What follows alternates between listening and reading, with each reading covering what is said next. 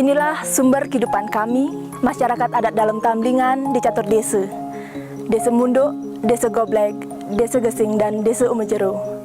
Kami berkewajiban dan dengan penuh kesadaran menjaga hutan seluas 1.312 hektar sebagai sumber kehidupan kami. Catatan-catatan tertua dalam bentuk prasasti itu menunjukkan bahwa masyarakat adat dalam Tamlingan itu sudah eksis sejak abad ke-9. Pada awalnya kami bermukim di sekitar Danau Tamlingan, abad ke-13. Kami kemudian memutuskan untuk berpindah ke daerah yang lebih bawah, yang sekarang lazim disebut sebagai Catur Desa. Kenapa kami pindah itu? Alasannya adalah untuk menjadikan Alas Mertajati dan Danau Tamlingan sebagai kawasan suci. Karena masyarakat kami itu adalah masyarakat yang memuliakan air dan selalu menjaga harmoni dengan alam, dengan konsep dasar berupa keimanan yang disebut Piagam Gametirte. Alas Mertajati yang luasnya 1.300 hektar ini adalah bagian dari Cagar Alam Batu Karu yang luasnya 16.000 hektar. Cagar Alam Batu Karu ini adalah supplier sepertiga kebutuhan air Pulau Bali.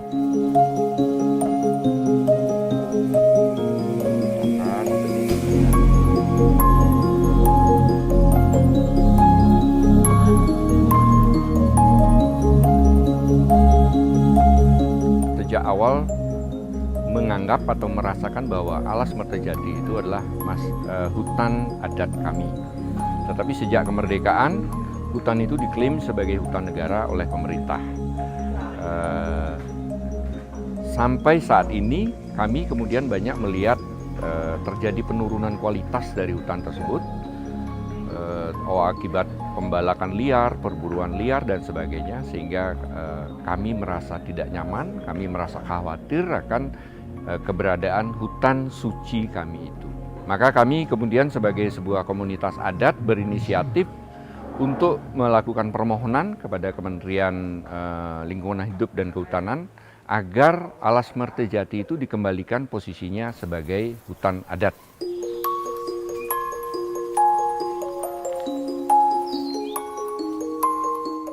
Dalam proses pengajuan Alas Mertajati sebagai hutan adat tentu banyak proses yang harus kami lakukan untuk memenuhi persyaratan-persyaratan. Nah, untuk memenuhi persyaratan itu yang kami lakukan tahap awal adalah melakukan pemetaan partisipatif.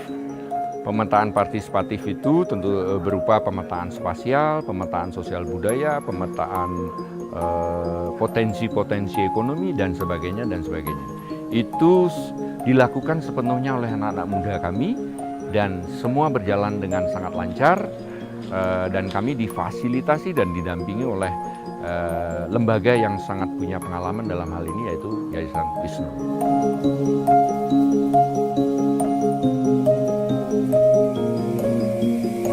Output dari kegiatan kita adalah kita akan mendapatkan peta tentang wilayah Catur Desa adat dalam Tamlingan. Pertama adalah pengambilan titik batas yang bisa kita catat di sana adalah titik koordinat, ketinggian, dan akurasi.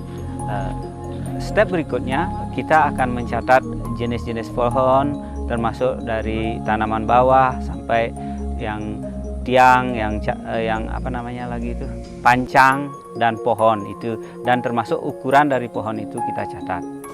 Kepada anak-anak muda ini, saya selalu menekankan bahwa apa yang mereka lakukan ini adalah sedang membuat prasasti. Kalau leluhur-leluhur kita membuat prasasti dalam bentuk lontar atau lempengan perunggu atau batu, nah mereka, anak-anak muda ini membuat prasasti dalam bentuk catatan-catatan yang berupa data digital.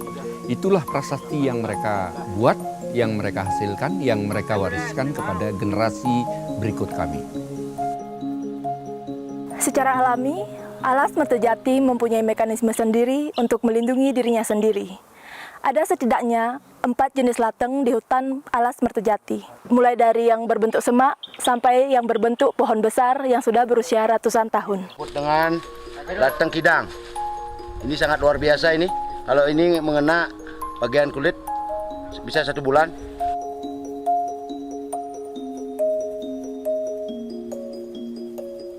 Ketika kita sudah mengenal dan memahami Alas Mertajati dengan baik, maka kita akan bersyukur dan berkomitmen untuk menjaga yang ada agar kehidupan kita terus berlangsung secara berkualitas.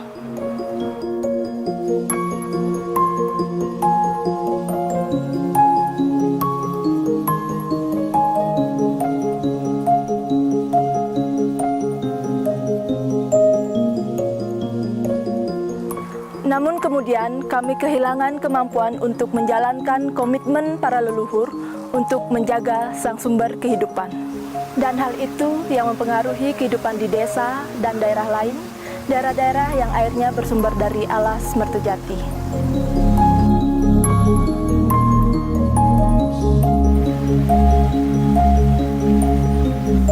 Ya, sumber daripada air untuk pengairan dari Subak Menagong itu sudah jelas sekali, Pak. Karena kami di bawah daripada Desa Goblek, Desa Munduk, jelas sumbernya kan dari Danau Tamblingan. Karena kita selaku petani kan sangat mengharapkan sekali air itu biar tetap mengalir kan. Karena satu kuncinya kalau air biar tetap kan jelas tergantungan pada hutan. Hutan-hutan yang istilahnya penyerap air, penyimpan air. Itu yang kami harapkan kan dari atas di hutan Tamblingan itu biar tidak dirampas semua. Bila mana perlu kan ada yang kebun yang milik negara, milik pemerintah itu ditanami pohon kembali kan begitu.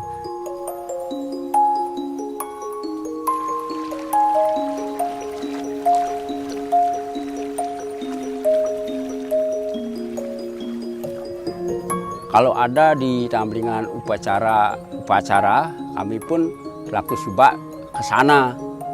Jadi untuk prosesinya dalam arti mulang pengelem ya.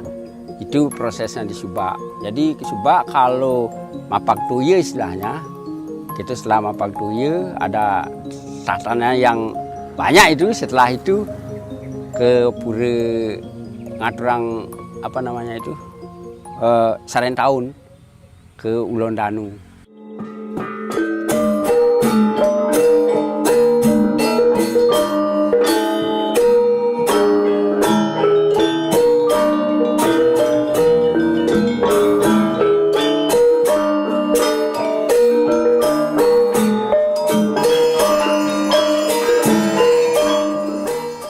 Karena dari segi tujuan upacara itu juga sangat-sangat bermanfaat.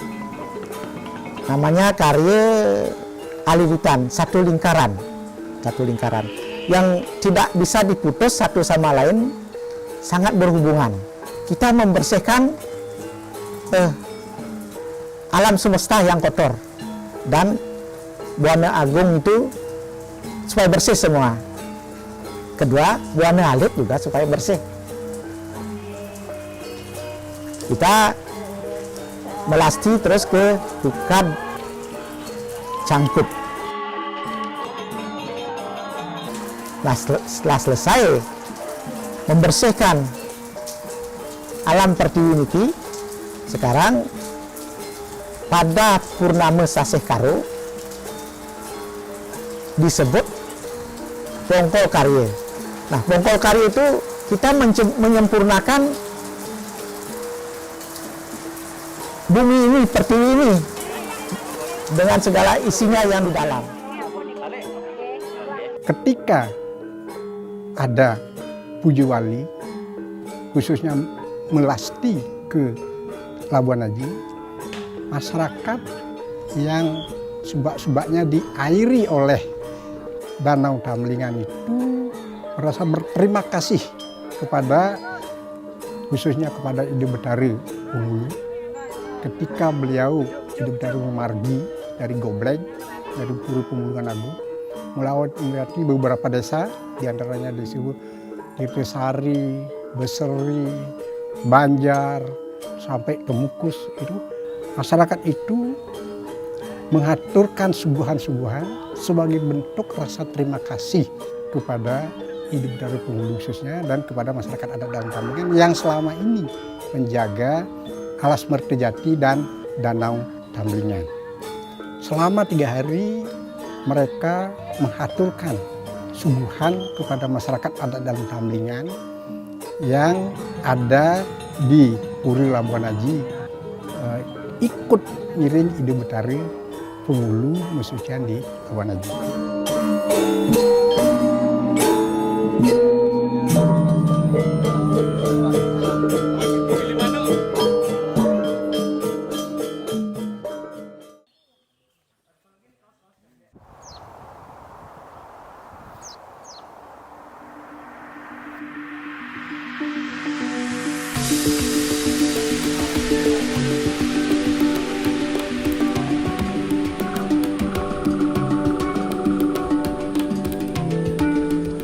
Kami silakan, ini perjuangan akan ada banyak hambatan.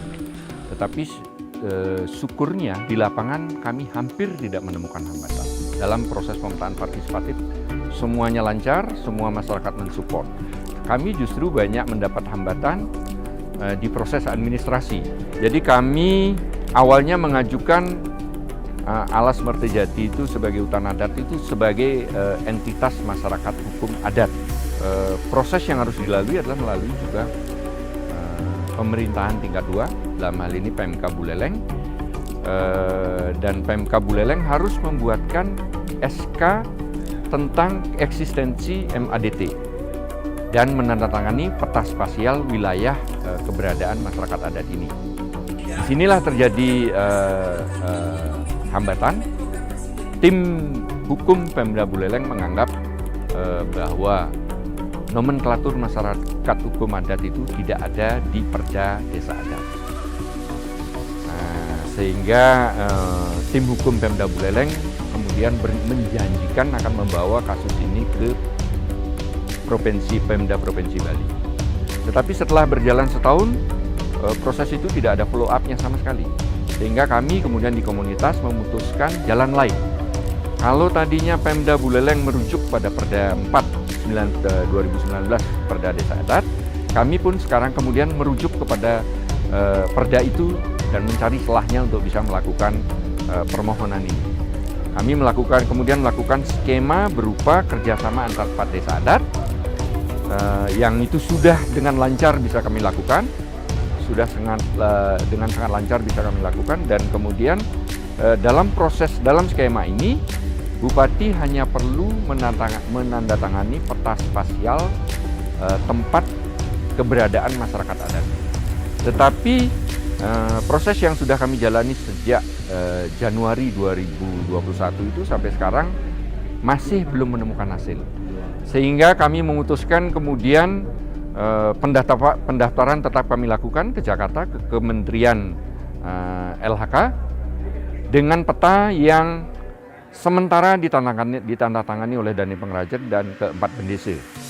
Dan proses negosiasi atau kesulitan dengan pihak Pemda Buleleng, kami sedang cari-cari jalannya untuk bisa mencari titik temu dengan Pemda Buleleng, sehingga Bapak Bupati akan menandatangani peta spasial masyarakat adat dalam Tamlingan. Kami mengajukan permohonan Alas Mertejati sebagai hutan adat dengan rujukan Undang-Undang Dasar 45 Pasal 18B Ayat 2 yang mengakui eksistensi masyarakat hukum adat. Itu yang pertama. Kemudian yang kedua, rujukannya adalah keputusan MK nomor 35 yang menyatakan bahwa hutan yang ada di kawasan masyarakat hukum adat adalah hutan adat, bukan lagi hutan negara. MK 35 menyebutkan bahwa di Indonesia ini Undang-Undang Dasar mengakui keberadaan masyarakat adat dan hak atas wilayah adatnya. Untuk itu, segala yang berada dalam wilayah adat adalah milik atau hak masyarakat adat. Nah, terkait dengan judicial review, Aman waktu itu sedang menggugat pasal-pasal di dalam Undang-Undang Kehutanan yang mengatakan bahwa hutan adat adalah hutan negara di dalam wilayah adat.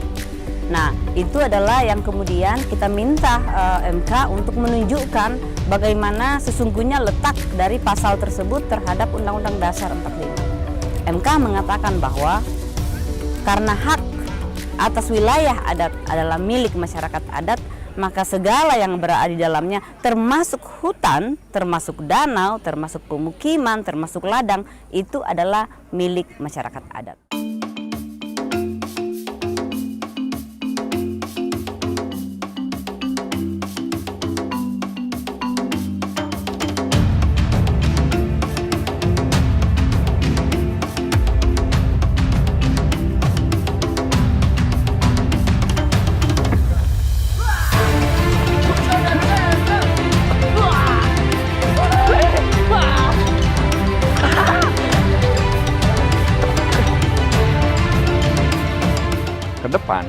kalau perjalanan ini sudah sampai dikabulkan Alas Mertajati sebagai hutan adat, tentu saja kami harus bersiap seperti apa cara kami mengelola.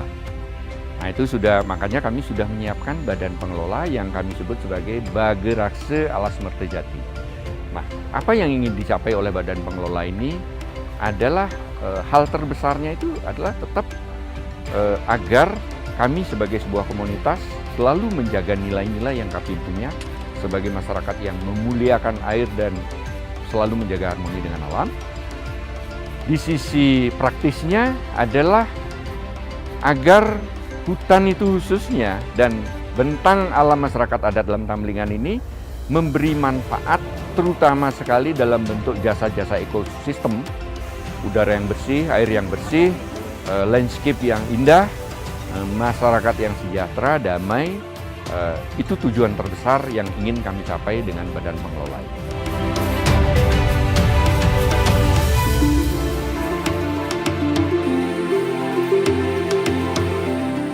Hal-hal tersebutlah yang melatar belakangi kami untuk berupaya kembali menjaga Alas Mertajati. Kami berharap apa yang kami impikan akan segera terwujud ketika kami sudah mendapatkan kembali hak pengelolaan Alas Mertajati. Segala aturan yang ada bisa kami terapkan kembali dan bisa menaturalisasi hutan kami. Kami juga berharap dari kawasan Alas Mertajati yang terdiri dari hutan dan danau, dan dari 7.015 hektar total luas wilayah adat dalam Tamlingan di Desa Goblek, Munduk, Gesing, dan Umejeru, serta wilayah lain di bawahnya seluas 61.308 hektar akan tetap bisa mendapatkan air bersih untuk kehidupan, kebutuhan harian, dan pertaniannya. Maka kemudian Tamlingan juga akan tetap bisa menjadi tambe eling, obat untuk menjaga kesadaran.